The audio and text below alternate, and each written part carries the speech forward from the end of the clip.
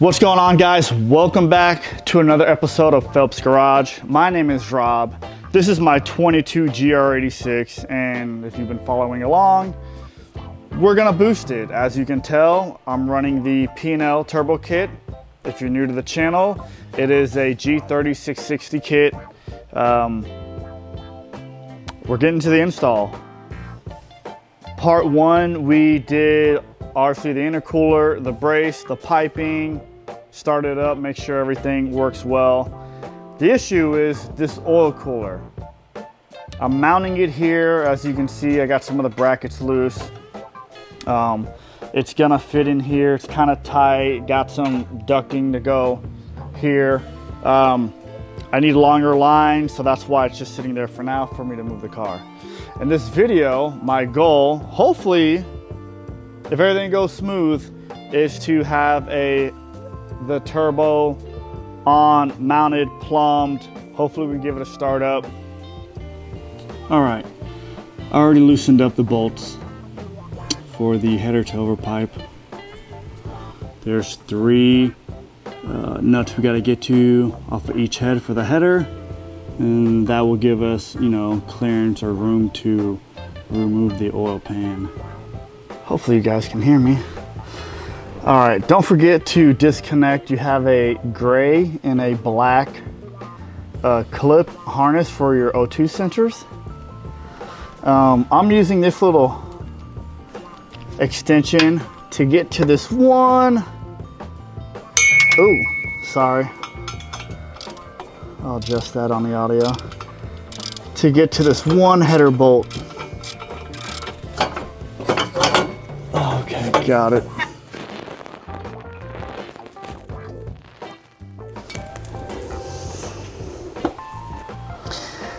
All right, now you got a better idea of what it looks like without the header on it.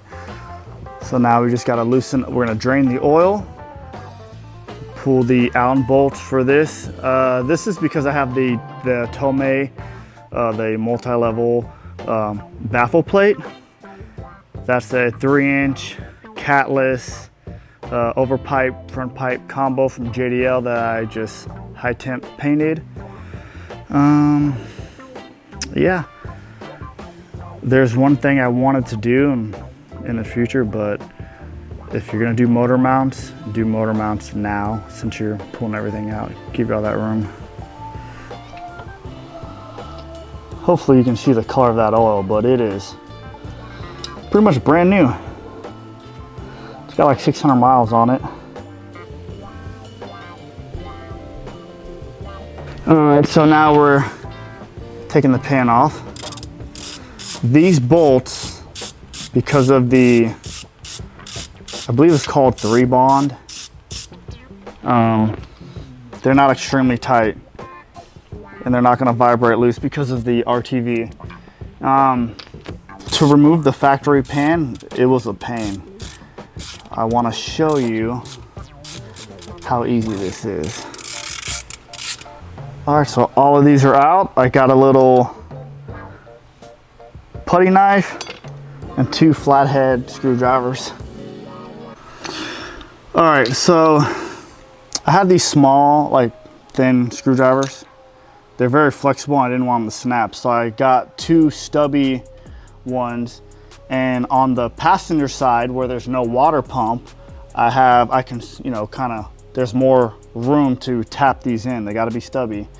And what I did, it's tough to see, but I would tap in one, an inch further away, tap in the other one, and just keep tapping them in. And you can actually hear the RTV separating from the motor. So I believe we're here now. A bunch of oil started to drain. There she goes. Now I have the dual baffle plate, so I don't know how it's gonna come out. Oh, there it is. Oh wow, it's holding a lot more oil. It's pretty neat. Now I just got to remove the baffle from the pan. Everything looks good in there. From what I could tell, once this thing starts dripping, I will check for more RTV. But this is the third time I pulled the pan, and every time so far it's been less and less. It was almost like nothing the second time around. But pan's off. We gotta pull the baffle off, put it onto the new pan. All right, take two. Now we're trying to take the baffle plate off of the actual pan. This is when I'm using this putty knife, because I don't want to damage this actual plate, because it's, you know, a thin piece of metal. And I'm just going around the edges.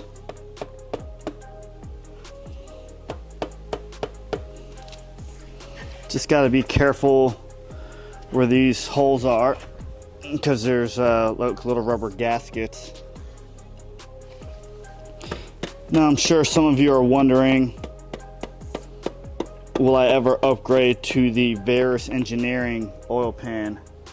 And yes, I would like to, but after listening to a podcast with them, if they were to put that pan into production today, by the time this video comes out, they're probably, man, 10 months out from production. So, and right now, I don't even know if it's gonna fit with the P&L header, and if it's even gonna come with an oil drain. Now, we know it fits the HKS turbo manifold, which is pretty similar to the P&L. So that you know, that's good news.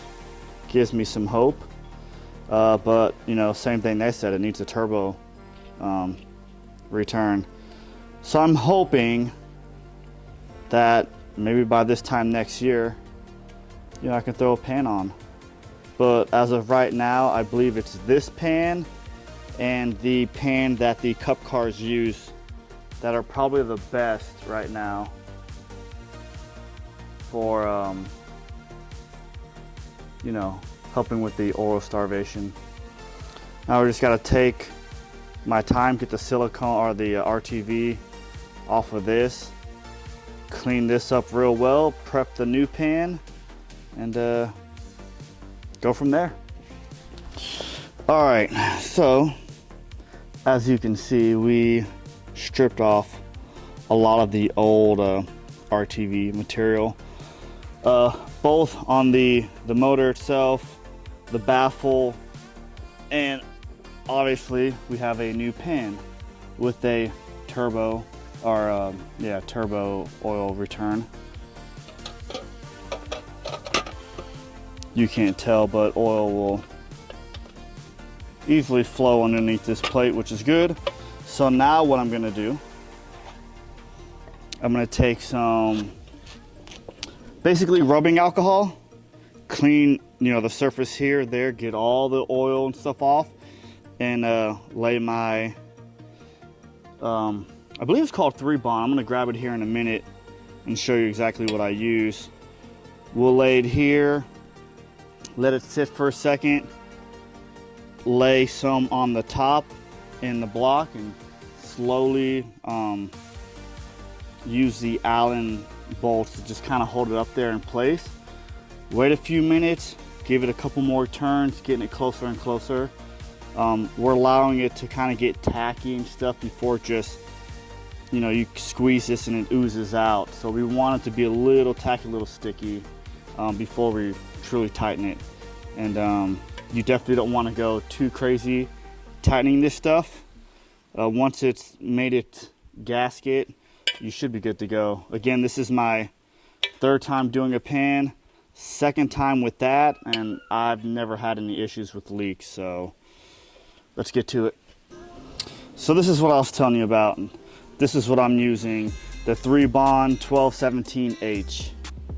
Now, in this gun, I used to use the like the roll, or like the toothpaste style where you have to squeeze, and like pain in the ass. This already comes with the hole kind of already cut, which is probably the right size that I need. Screw this on and let this do all the work. So take some rags and just get all the oil inside of the motor, because you don't want anything dripping out. Once you know you're not gonna have any more drips, especially here, this little foam right here on the back, you know, make sure all this stuff is dry, because it's not gonna get a good seal with oil here. So get all this stuff. The pickup's not a big deal, but everything that's gonna run out of the block, I mean, it's been running for hours. It just non-stop drips. So get yourself a rag, like I said, pat, wipe down. You know, I've used 2 or 3 rags just to make sure. I'm gonna take my little bit of like rubbing alcohol and just make sure everything's dry and oil free, and then we're gonna put the pan on. All right, now that you got everything clean, wiped everything down multiple times, get all the dust. Probably not the greatest thing I'm doing this outside, but whatever. I don't know how well you're gonna see this on camera. This gun makes life so much easier than squeezing the tube. Try to get you a close-up of how thick, how I did it. Now I'm just gonna run my finger over it, kind of flatten it down a little bit, try to get it all even. Make sure your gaskets are in there. The gaskets are in here. Ooh, you can tell this stuff is, I'm not saying tacky, but it's grabbing the pan to where it was tough to even center it on these holes. Everything else looks, the bolt holes look lined up. It's not coming out. I'm just kind of looking right now for if I can see any gaps. All right, now we're going to quickly do the top of the pan. What I'm going to do, I'm going to go around the engine block, and then I'm going to come out here, same thing, put it on my finger, level it out. It just wants to leak for days. All right, so now we just got to be careful. Placing this pan up here.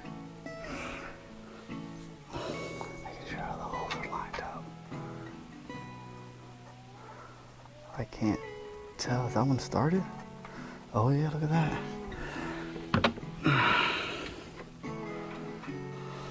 Alright, so I got a couple of them started. I'm gonna do like a start pattern. I'm just gonna go around the whole pan. Again, I'm just going finger tight. Alright, so the pan is all the bolts are in there. I let a little bit of the RTV leak out here in a spot, and I'm just touching it just to see how tacky or really how hard it's getting. I'm gonna give it a few minutes and go to each bolt and do like 2, maybe 3 turns. And I'm looking for that whole sandwich effect, right? As we start to squeeze, I want to see it kind of slowly ooze out. We're not going super tight. I can probably pull all the bolts out now and that pan is not coming out. But we don't want to go too tight too soon and, hit a spot, make it too thin and have an oil leak. So I would say, I don't know, try every 10 minutes, couple turns, 10 more minutes, couple more turns. Then you probably should be good after like maybe 2 or 3 rounds of that. Couple turns. Let it sit overnight. Don't pour any fluid in it at all. Obviously, I still got to put the header on, downpipe, wastegate, all that other stuff. But normally when I do this, I let the thing cure overnight. So 12 plus hours, 14 hours. And that's kind of what I'm gonna do. The sun's going down, so I'm running out of daylight. Maybe before I hang this up, we can weigh the header, because the factory, or the JDL header, is pretty light compared to the turbo header from P&L. And I imagine, I don't know what it's made out of, but it's got to be heavy duty, because it's holding a, I don't know, a 30-pound turbo. I don't know how heavy that thing is. All right, so this is the JDL header. It is right at 13.8 pounds. All right, so this is with bubble wrap, but this weighs 17.7 pounds. All right, day 2, I'm gonna put some oil in it to pray that it doesn't leak, and I'm pretty sure it's not. Also, I wanna say it is 61 this morning. Feels amazing out.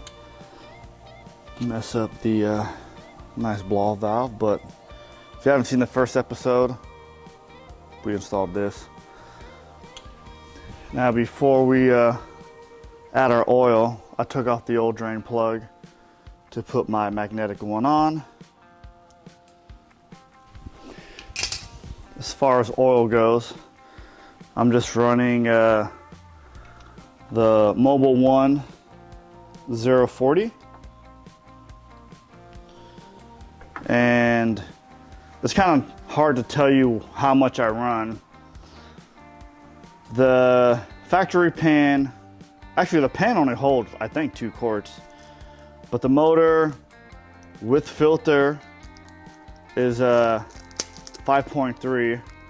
I like how they put a little bit of some grease there. So that's 5.3. Plus I got the oil cooler, plus the oil cooler lines. I don't know, call that a quart. And then I have the Moroso accumulator, which it's hard to say. I think full holds about 1.5 quarts, but when you have air, when it's pressurized, it might hold a quart, a little bit less than. So because I have this for insurance, the Baffle, the cooler, I'm running, 0.40 versus 20. I keep it just slightly over full, not like an overfill, but just barely over the full line, because I don't want the pan to be 6+ quarts, and then I'm adding another quart to it, and then it's just, it's kind of crazy. So call it to be safe, I pour 5.5 in it, because every time I drain the oil, there's still probably a quart in the lines and the oil cooler. I kept this system pressurized because it's first startup with the turbo. Now this is a ball bearing turbo, so it's not the worst thing that it starts and spins for a second without the oil.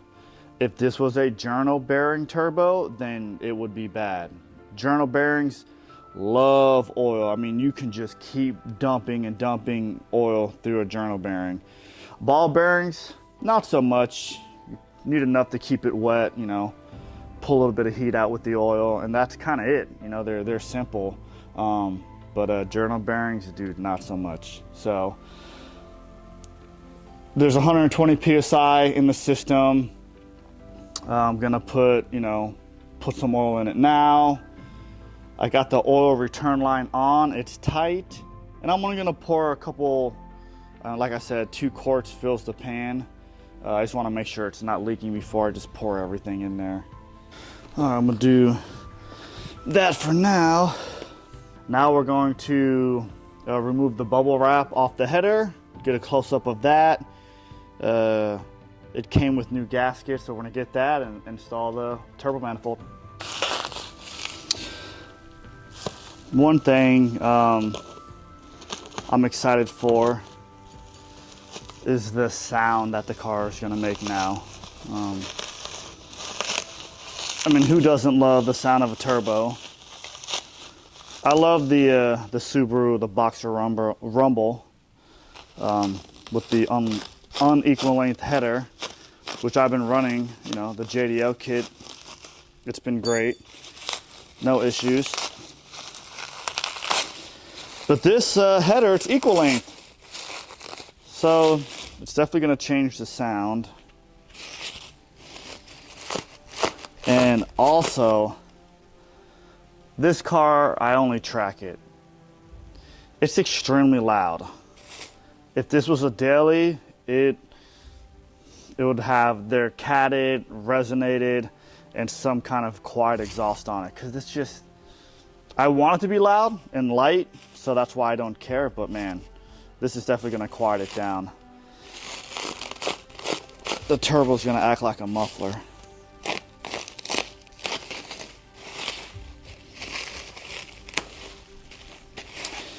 One thing I like about their kit is that, dude, it looks, you know, it looks amazing. But it comes coated.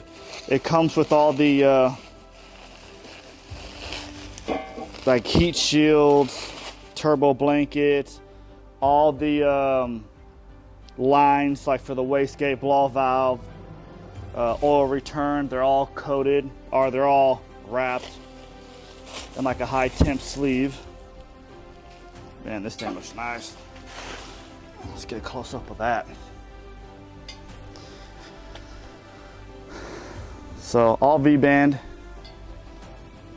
wastegate. And this thing, like I said, I think it was about 4 pounds heavier. So hopefully to support and take the weight and the abuse in the heat. Just really quick. You know, it's got all that DEI silicone hoses, I imagine, wrapped around everything. We got to get the gasket now for it. So your OEM Subaru gaskets.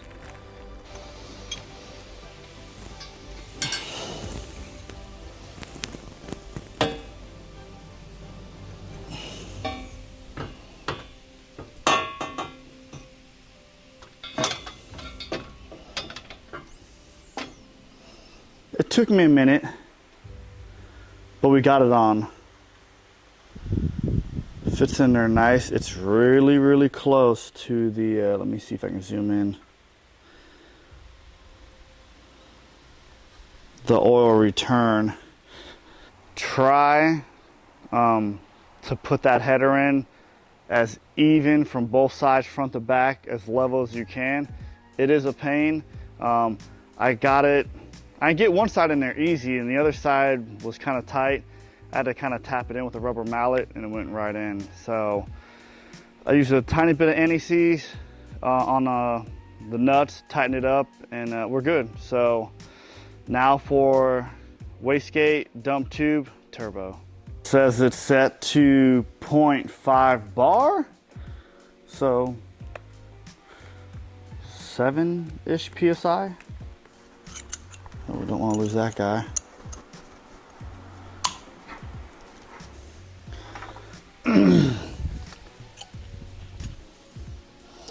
Not sure how well you're going to see it, but it may or may not be easier just to install the wastegate on the header and then put it in the car. I mean, it wasn't bad. I just want to make sure that I can loosen and tighten the wastegate once the turbo and downpipe's on. So I have it just over the radiator fans. Here we are.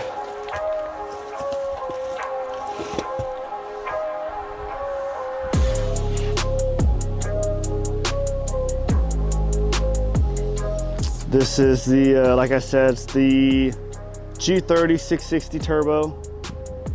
All V-band, 83 AR, if you can see that on the hot side. Turbine wheel, water cooled.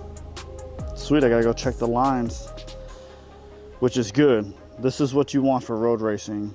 So I'm just gonna mount it on the header to make sure that I don't have to rotate or turn this compressor or turbine wheel so it fits in here. Let's get this on. All right, so it looks like it's where it should be. I just want to see how much weight we're adding to the car. This little guy here. And right at 19 pounds. So far we are 40 pounds with the intercooler, the brace, the header. I didn't weigh the wastegate and this, so we're right at 40 pounds. Call it 40, I don't know, 45 pounds to be safe. So not too bad. I was thinking around 50 pounds total, and with the blow valve and the intercooler piping and stuff, we're probably right there at it. I got to figure out the water lines, which I will show you here what I'm talking about. But you have two hoses going to your throttle body. I bypass that because that's coolant. To me, it doesn't make sense to have fresh cold air going through the throttle body, and the throttle body's 200 degrees.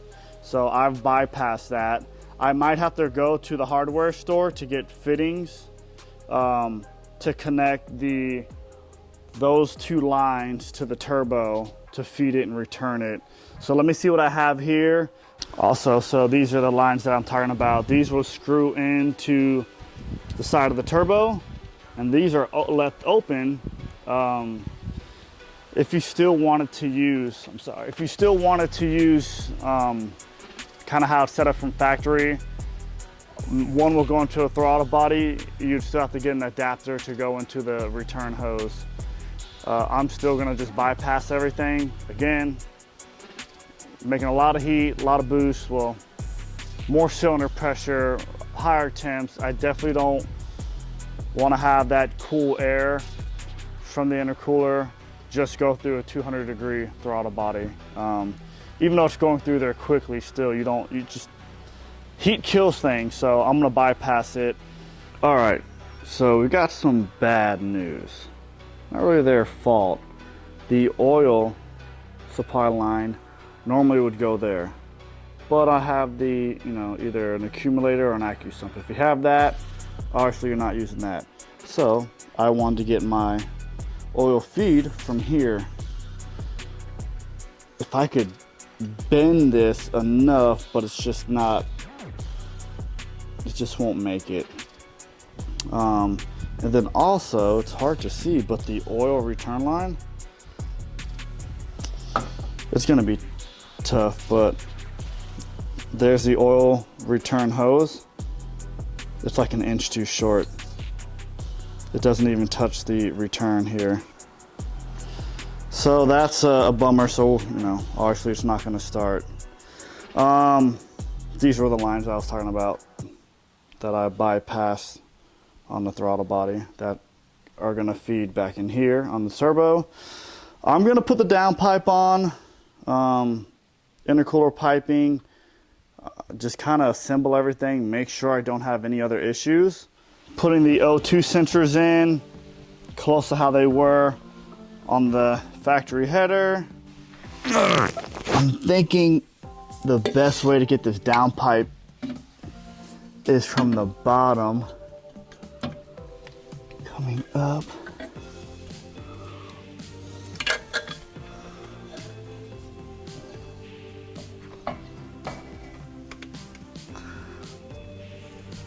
I'm gonna just throw one little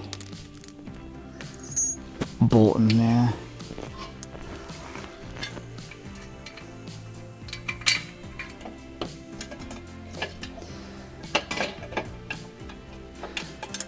Nice, well, that fits good. So we have the downpipe on. It clears everything, it's just close, so I'm gonna have to maybe pull the fan, pull all the clips off, and reroute them a different way. But it clears all the way around, no issues. There's the wastegate. It bolts up to the, I still gotta tighten it, but the JDL 3-inch over pipe. The only issue is this guy here. I'm gonna try to zoom in. See the return? I need it to be like 1 inch longer. So far so good outside of the turbo drain and the feed. Again, the feed's really not their fault. Gonna hook up the intercooler piping. This is what's gonna, I believe, come through here. And then this here to the intercooler. So something like that. Get the other coupler. Reduces down to this pipe. And then this one is for the intake. Do I gotta loosen this up again? Probably. Gotta pull the foam out. I don't know if I need to cut that out or just bend this piece up. It's still really close for comfort though. If you watch episode 1, I don't know how well you can see it. This intake, or the inlet to the intercooler, really should have been center with the intercooler. I just think it would fit better if it was further out. But everything is on. Obviously there's no clamps, but I'm all the way on the turbo. I can put a full clamp there, here, in there. No real issue. I'll give you a close-up. It is tight right here. Let's see if we can get this guy in.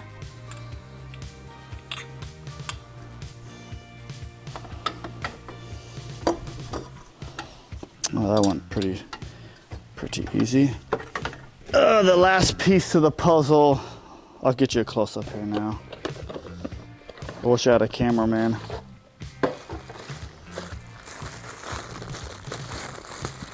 This little baby air filter. And there you go. So here's a close-up of everything. It's hard to tell, but it doesn't touch the condenser, but it's close. Let's see if I can get it to focus. So there's that. It's this piece that either I can bend up, which I think I'm going to, or I might just cut out because it's kind of squishing the coupler coming off the turbo. Intake is fine, no issues. It's not really 100% bolted in, so we might have to trim some of this stuff up here. No big deal, I'm not really worried about it. And something here. Throttle body, the mass air, let's put that on and show you what it really looks like. Here's another issue. The reason why I can't go any further, because it's hitting the oil lines. Color fittings, oil cooler. Now, this shouldn't be an issue because I'm going to run new lines and I'm gonna go under it and probably through here is my plan, up and over. All right, the audio might be a little bit different, but I'm sure you guys can hear me. That was the main issue, was these oil fittings right here. They were sticking up, hitting this pipe, and I couldn't push it in anymore. So that gives me, you know, a lot more clearance in here. Still pretty close, but I think that's as good as it's gonna get. It doesn't hit the turbo anymore. I can stick my finger in there. A lot more room in here. Still pretty close to the intake, but it fits. Everything is, you know, no clamps or anything. I'm still going to, you know, I gotta make oil cooler lines, which I'm hoping, now that I'm not gonna run them through here, I wanna run them straight through there in that gap, bring them up over the intercooler, and the oil cooler be in there. So that's basically gonna do it for part 2 of this video. I'm sure it's long. The kit is on. It fits. I mean, I can push this down now, get everything. It's the this this coupler coming off the turbo, I might have to notch that. But I can technically bolt everything together. Header was decent. It was a little tight getting in there. Had to persuade it. Downpipe's great. Wastegate. There's no dump tube. I don't know if it comes with one or not. Need about 4-5 inches more on the feed line. Probably 1.5 inches or so on the drain. Fittings for the oil or for the coolant for the turbo. Hook all the clamps on. Start it up, make sure it doesn't leak. But that's it. I appreciate you guys following along, watching. Man, I really wish this thing would start up or I could get it to start, but just it's not gonna happen. Anyway guys, thank you so much for watching. Comment down below any questions or your thoughts. And yeah, we'll see you in the next one.